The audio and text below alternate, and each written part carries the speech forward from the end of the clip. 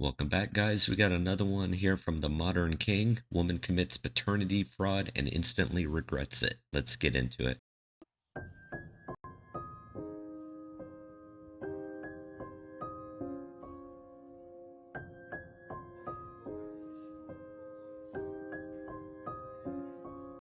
This is sickening. If she got pregnant with this little girl from another man and her husband believes it's his, this is sick. She should face paternity fraud if she tries to collect child support from him, should they divorce. After all, she's not going to tell him otherwise. This is becoming far too common, which is why DNA testing should be done at birth. We're struggling to get this in my car. Men are walking back and forth.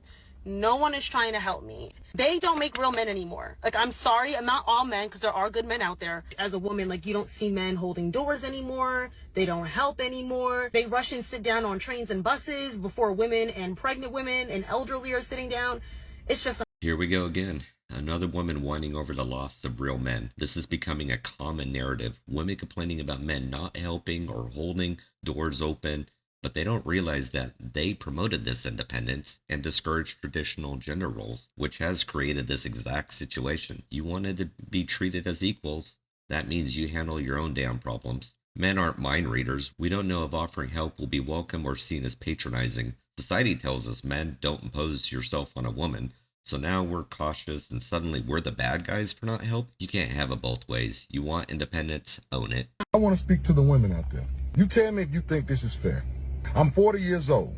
I married this woman when I was 33. After only knowing her 7 months. And no, I ain't getting no prenup or none of that. But she didn't have nothing. Me, I had a $1.5 million house in Hoover, Alabama. Me, I had the Mercedes in the driveway.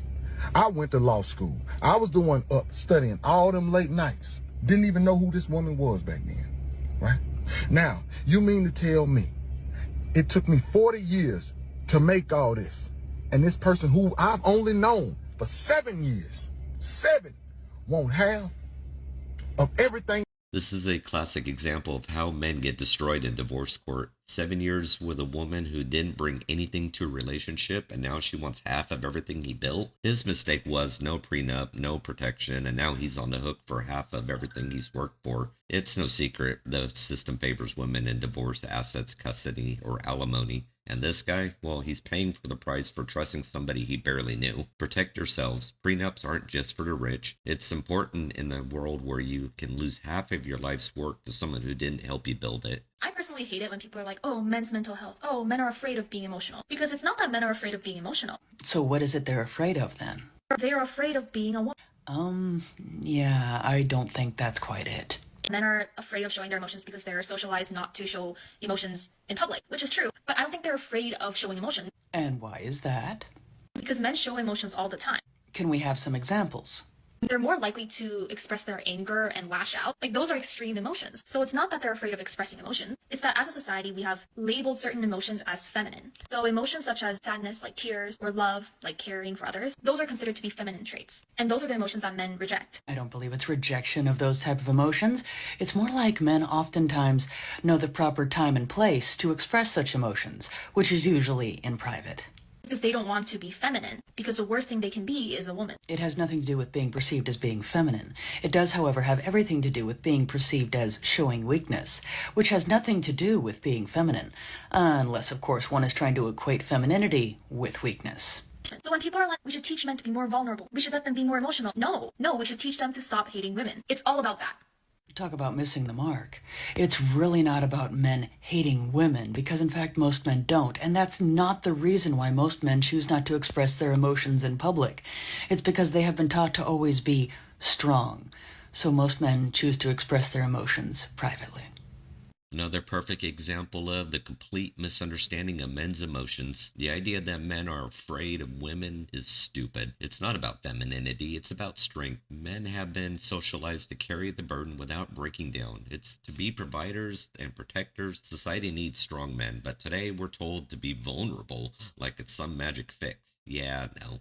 Men do express their emotions, not just the way society expects us to. When men are angry or lash out, it's their frustration from constantly suppressing their feelings. It's not about hating women, it's about maintaining their strength in a world that devalues them. Weakness has always been a liability, and men understand that better than anyone else. A woman's value that she adds to a man is something that you cannot even put a price on, baby. It is something that you cannot even look at the amount, because guess what? What we're doing is we're elevating you and we're growing you in a way that you could not even imagine. Why do you think that all the politicians are married? I built every single man up that I've ever been with, baby. All right. When they leave me, they're in a much better position than when they got with me, and that's a fact. The very last man you was with, how long was that relationship?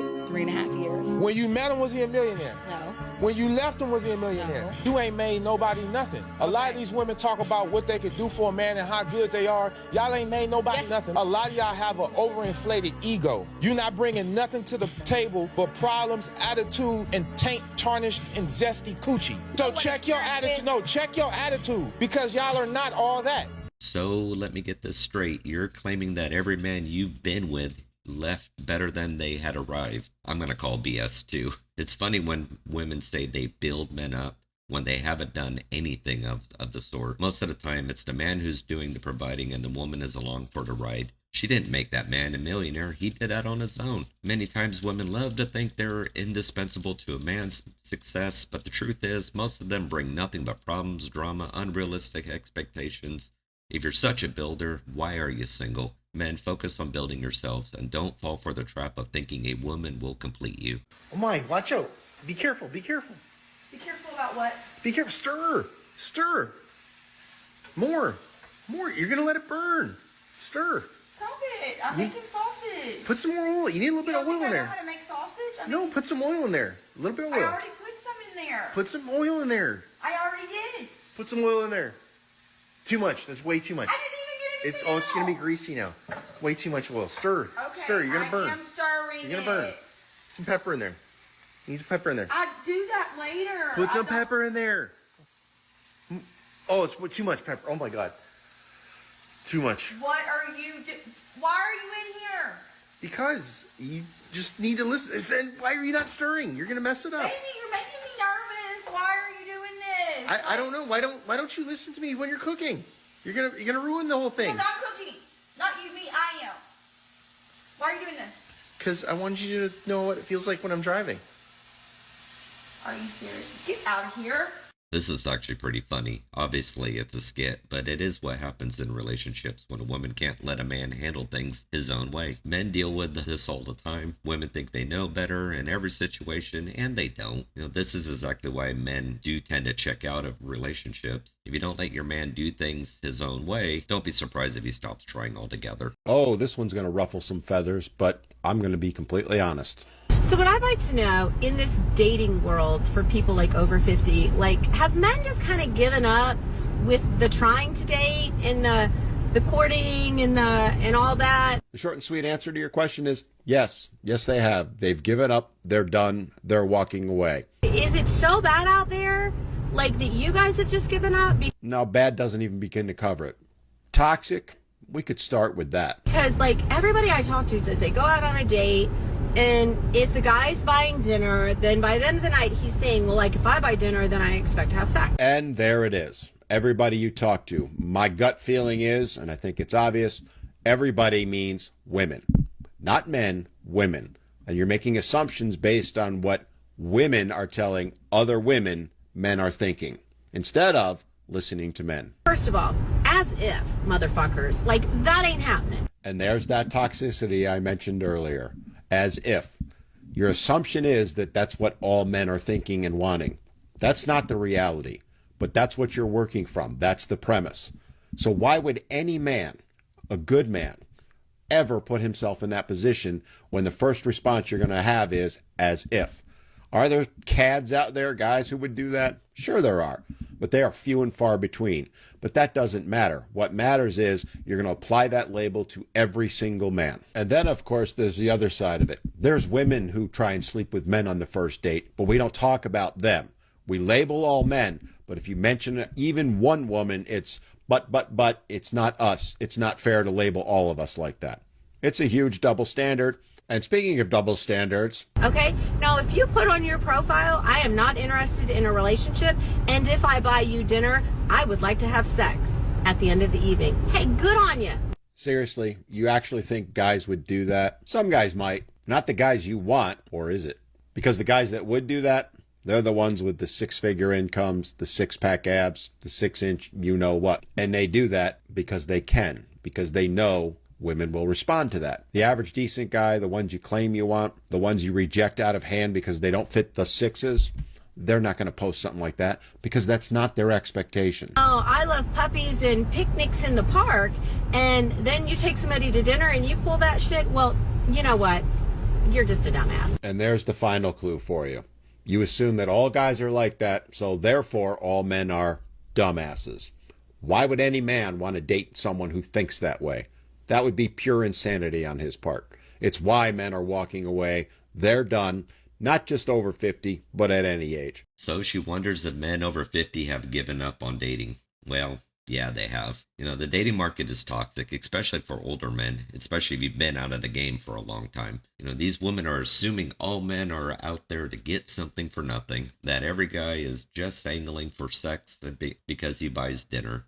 It's not true. The kicker is the men that they're describing is usually the Chad Thunderstick with options, the one with the six-figure, six-pack abs, and all the other sixes. Those men can make demands because they know they're in high demand. They have options. The average guy, the one who actually wants a genuine connection, they're invisible to these women because they don't fit the unrealistic standards. The double standard is why men are walking away, not just at age 50, but at every age. Why waste your time with someone who already sees you as the enemy? Alright guys, if you like what you've seen today, hit that like button, share, subscribe, all that fun stuff. Leave me a comment down below on what you think, and I'll see you guys on the next one. Peace.